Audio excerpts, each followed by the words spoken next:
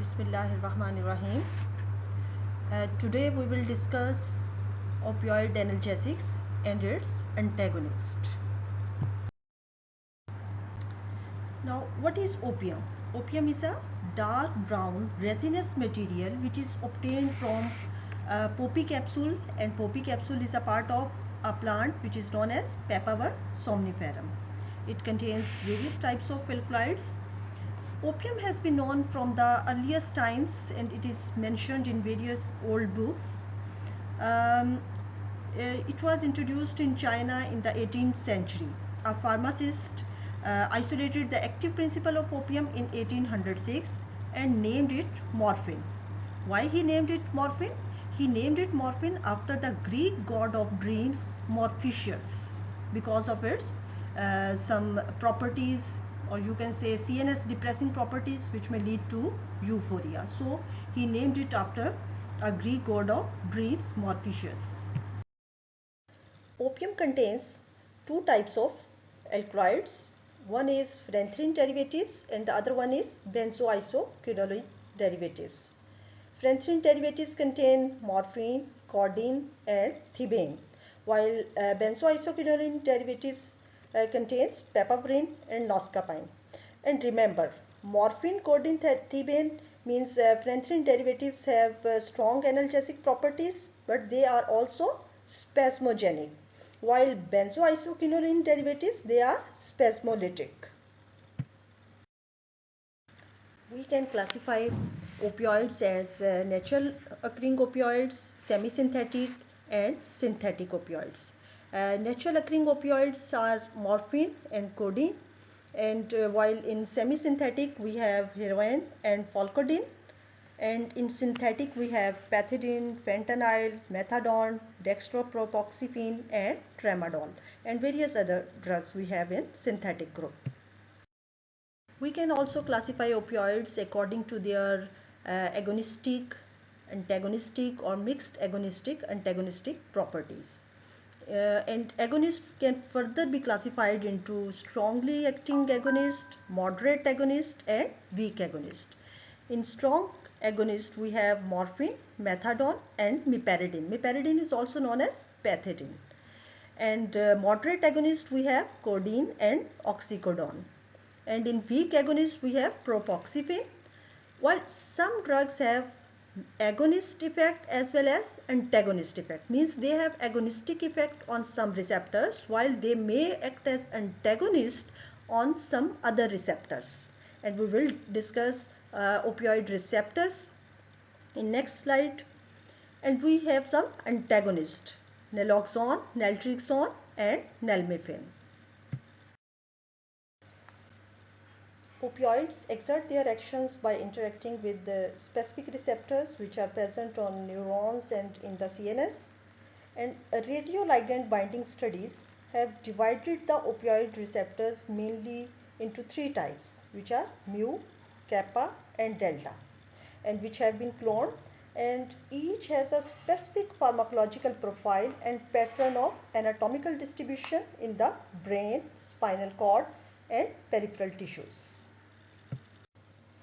In this slide we can see different distribution of receptors in different areas of brain.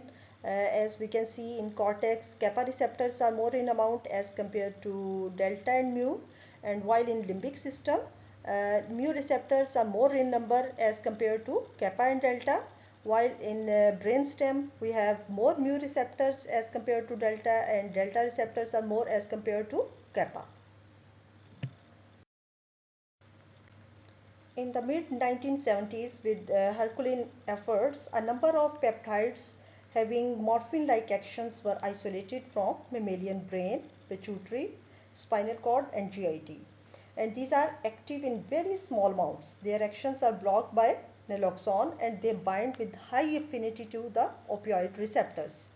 And there are three distinct families of opioid peptide, and each is derived from a specific large precursor polypeptides. Mainly we have endorphins, enkephalins and dynorphins. Means these are naturally occurring or natural ligands of mu, kappa and delta receptors. Here we will discuss different receptor functions at different levels of brain. As we can see, mu receptors, they play a role in supraspinal and spinal analgesia, sedation, inhibition of respiration, and they will slow gastrointestinal transit and modulation of hormone and transmitter release. And in endogenous peptides, endorphins have more affinity for mu receptor as compared to enkephalins, while enkephalins have more affinity as compared to dynorphins. And in case of delta, it is responsible for supraspinal and spinal analgesia and modulation of hormone and neurotransmitter release. And endogenous peptide which has high affinity for delta receptor is enkephalins. And for kappa, it is responsible for supraspinal and spinal analgesia, psychotomimetic effects, and it will slow gastrointestinal transit. And endogenous peptide for kappa receptor, or you can say high affinity endogenous peptide for kappa receptor, is dynorphin. All three types of opioid receptors have been cloned and all are G protein coupled receptors located mostly on prejunctional neurons, and they will exhibit or exercise their inhibitory modulation by decreasing the release of junctional transmitters. Uh, as here we can see that opioid receptor activation will reduce intracellular cyclic AMP formation, and it will open potassium channels mainly through mu and delta receptors, or it will also suppress voltage gated N type calcium channels mainly through kappa receptor, and these actions will result in neuronal hyperpolarization as there is potassium channel opening and calcium channel closing, and reduced availability of intracellular calcium. So what will happen? There will be decreased neurotransmitter release by CNS. So it will perform its effect through this mechanism.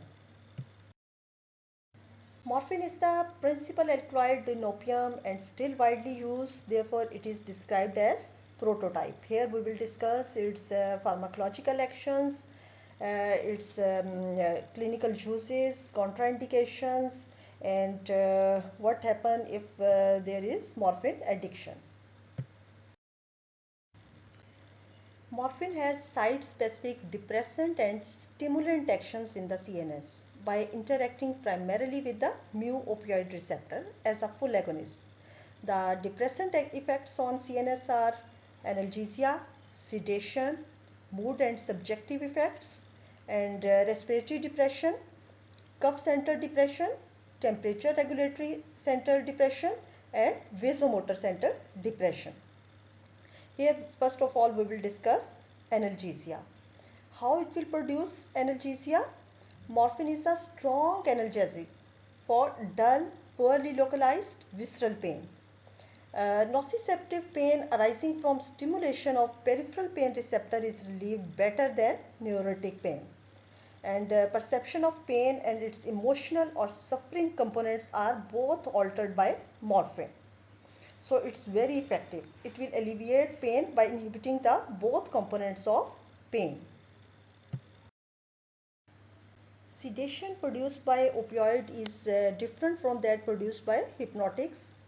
Drowsiness and indifference to surroundings as well as to own body occurs without motor in coordination, ataxia or apparent excitement. But higher doses progressively can induce sleep and coma.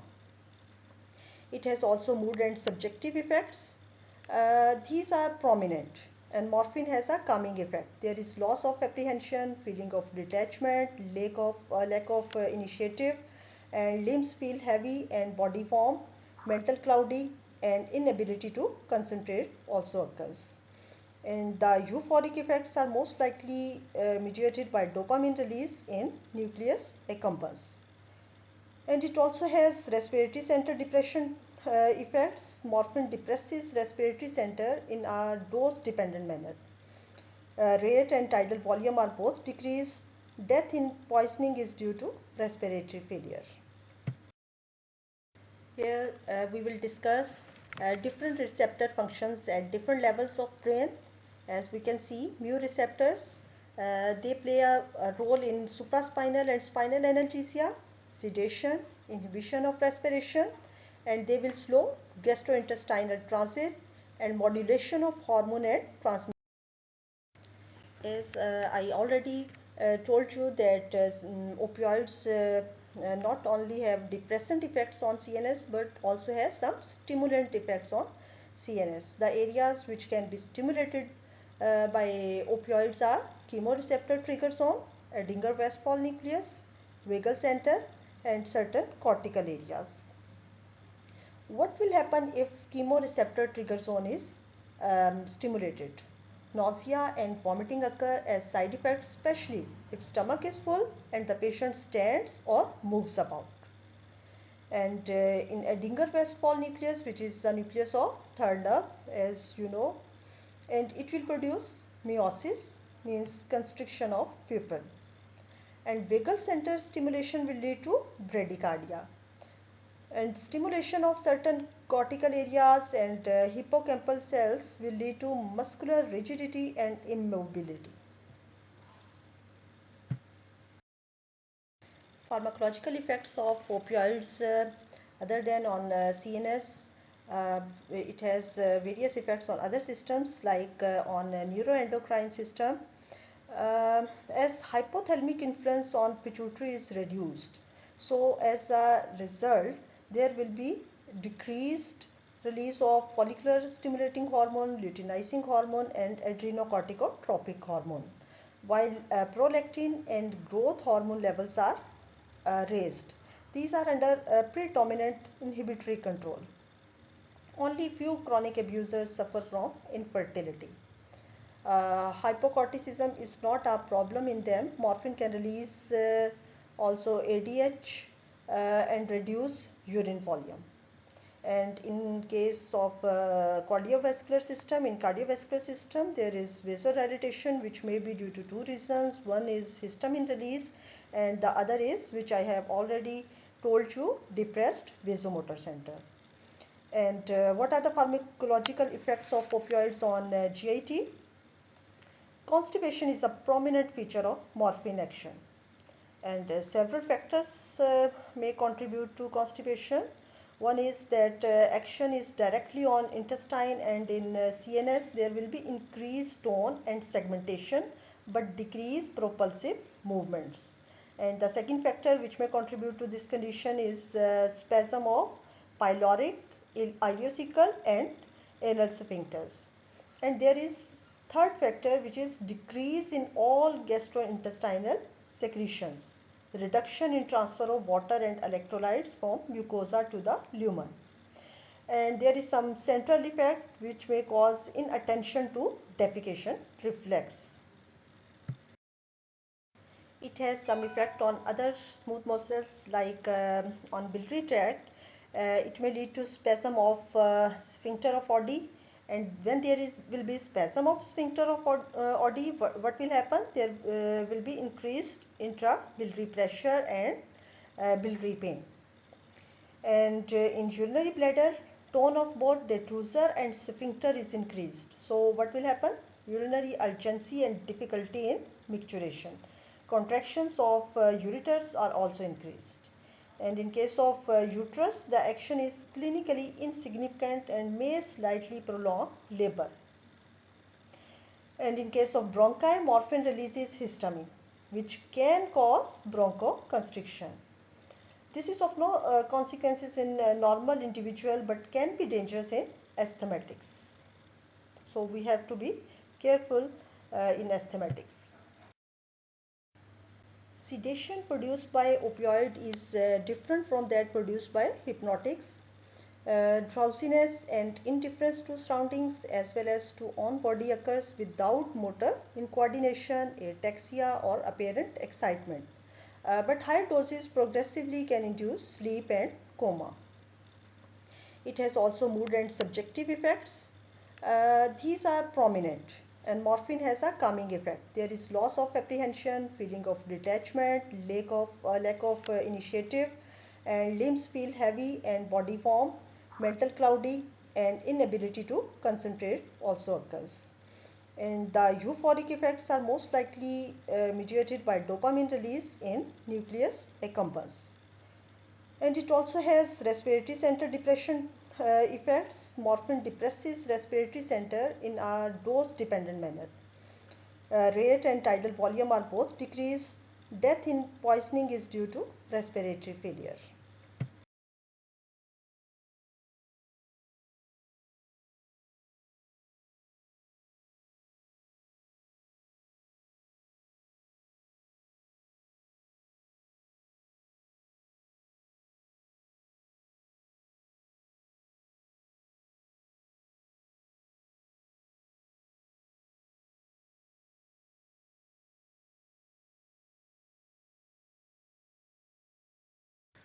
Morphine has a lot of adverse effects, uh, which are sedation, mental clouding, lethargy, and other subjective effects, which may even be dysphoric in some subjects.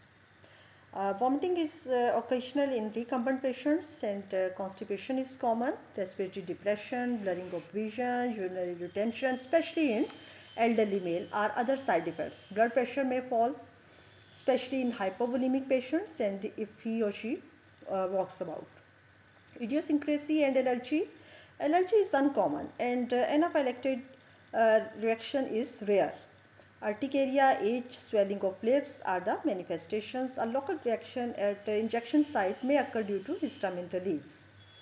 And apnea, this may occur in the newborn when morphine is given to the mother during labor. Uh, in acute morphine poisoning, it is mostly accidental or suicidal or seen in the drug abusers if he or she has taken large doses of morphine. Morphine produces pronounced psychological and physical dependence, and its abuse liability is rated high. Concerns about the abuse has been a major limitation in the use of morphine, but appropriate medical use of morphine seldom progresses to dependence and abuse. Morphine abuse is higher among medical and paramedical personnel. Earlier, morphine addicts tended to be from the middle age groups, but now younger individuals, unfortunately, younger individuals are also opting for it. And opium eating has been prevalent among natives in the Orient, and withdrawal of morphine is associated with marked drug seeking behavior. As I have told you that withdrawal of morphine is associated with marked drug seeking behavior, and physical manifestations are lacrimation, sweating, yawning, anxiety, fear, restlessness, goose flesh, mydriasis, tremor, insomnia, abdominal colic, diarrhea, dehydration, and even rise in blood pressure, palpitation, and rapid weight loss. Delirium and convulsions are not a characteristic feature, but it is seen only occasionally. And cardiovascular collapse and fatality are rare if sportive measures are instituted. Here in this slide you can see opioid withdrawal timelines. Means after 72 hours of initial dose, what physical symptoms you will see. You can see chills, fever, body aches, diarrhea, insomnia, muscle pain, nausea, and mydriasis. And after 1 week of initial dose, physical symptoms start to lessen. There will be tiredness, sweating, body aches, anxiety, irritability, and nausea. And after 2 weeks of first dose or initial dose, psychological and emotional symptoms will arise. What are those psychological or emotional symptoms? Depression, anxiety, irritability, restlessness, and trouble sleeping. And after 1 month, there will be craving and depression, and symptoms can linger for weeks or months. Opium contains two types of alkaloids. One is phenanthrene derivatives and the other one is benzoisoquinoline derivatives. Phenanthrene derivatives contain morphine, codeine, and thebaine, while benzoisoquinoline derivatives contains papaverine and noscapine. And remember, morphine, codeine, thebaine means phenanthrene derivatives have strong analgesic properties, but they are also spasmogenic, while benzoisoquinoline derivatives, they are spasmolytic.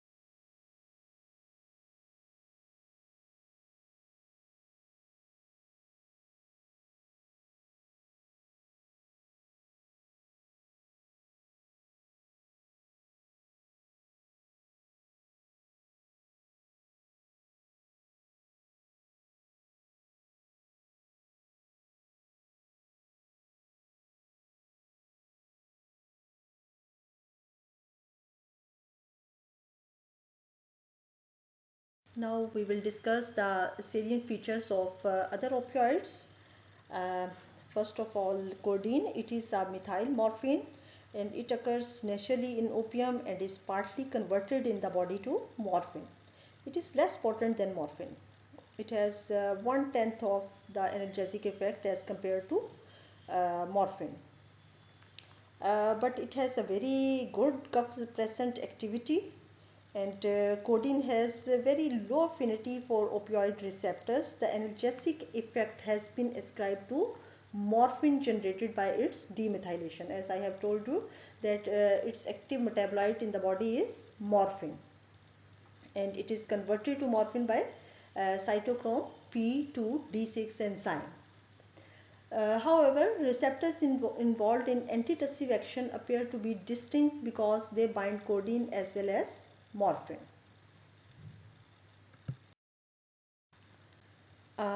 Heroin is also known as diamorphine or diacetylmorphine. It is about 3 times more potent than morphine and more lipid soluble, enters brain more rapidly, but duration of action is similar. It is considered to be more euphoriant. When it is more euphoriant, then it has high addiction liability. Because of its high potency, it has been favored in illicit drug trafficking. The sedative, emetic, and hypotensive actions are said to be less prominent. Pethidine, which is also known as meperidine. Pethidine was synthesized as an atropine substitute in 1939 and has some actions like it. Um uh, Chemically unrelated to morphine. It interacts with opioid receptors and its actions are blocked by naloxone. Important differences in comparison to morphine are dose to dose one-tenth in analgesic potency. However, analgesic efficacy approaches near to morphine and is greater than codeine. After intramuscular injection, the onset of action is more rapid but duration is shorter, that is 2 to 3 hours. It does not effectively suppresses cough, and spasmodic action on smooth muscle is less marked. As I have already told you, it can also be safely prescribed in case of biliary colic. And side effects of pethidine are dry mouth, blurred vision, convulsions. You remember these side effects resembles to that of atropine. Fentanyl, a pethidine congener, and 80 to 100 times more potent than morphine both in analgesia and respiratory depression. In analgesic doses, it produces few cardiovascular effects and has little propensity to release histamine. Because of high lipid solubility, it enters brain rapidly and produces peak analgesia in 5 minutes after IV injection. The duration of action is short and starts wearing off after 30 to 40 minutes due to redistribution, while elimination time is from 30 minutes to 4 hours. In the injectable form, it is almost exclusively used in anesthesia. Transdermal fentanyl has become available for use in cancer or other types of chronic pain for patients requiring opioid analgesia. Methadone, a synthetic opioid, chemically dissimilar but pharmacologically very similar to morphine. It has analgesic, respiratory depressing effect, emetic effect, antitussive effect, and it can lead to constipation, and biliary actions are also similar to morphine. So it has very similar properties to morphine. The most important feature of methadone is high oral parenteral activity ratio, that is 1 is to 2, and its firm binding to tissue proteins. In single doses, it is only slightly more potent than morphine and has comparable duration of action, that is 4 to 6 hours. But it accumulates in tissues on repeated administration, so duration of action is progressively lengthened due to gradual release from these sites. Plasma half-life on chronic use is 24 to 36 hours. Remember, plasma half-life of methadone is 24 to 36 hours. And plasma protein binding is 90%, and it is metabolized in liver primarily by demethylation and cyclization.